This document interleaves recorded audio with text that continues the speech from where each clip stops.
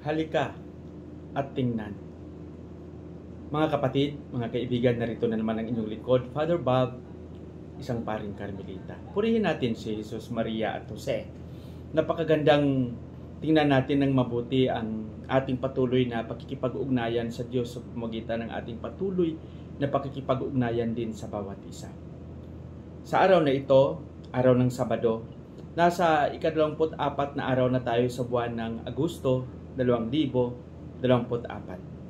Ang ating pagninilay sa araw na ito, ang ating ebanghelyo ay babahagi sa atin ni San Juan, Kapitulo 1, versikulo 45 hanggang 51. Dito mga kaibigan, napapansin natin na ipinresinta ni San Juan yung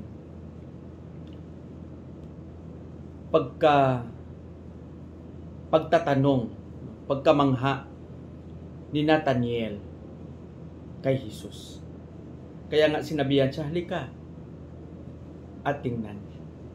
Mga kaibigan, mga kapanalig, sa ating buhay bilang tao, minsan madali tayong maniwala sa mga kwento-kwento.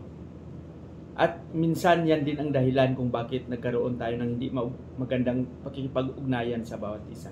Kumbaga, quote-unquote, chismis.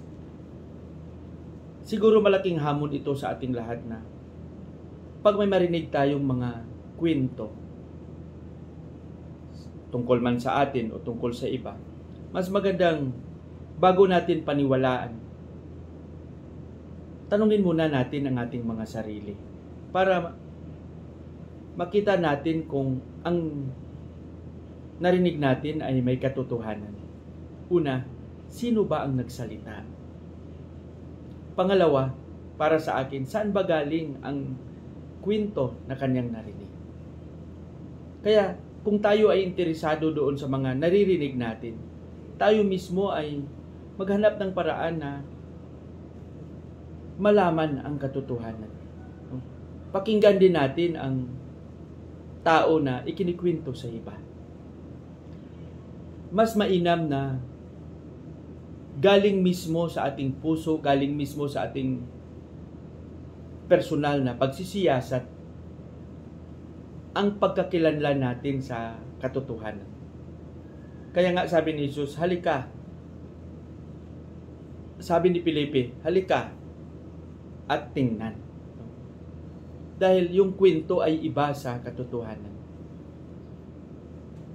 Ang mga pangyayari minsan na, di ba, pag may mga gusto tayong malaman, tinitingnan natin yung pictures, nagtatanong tayo.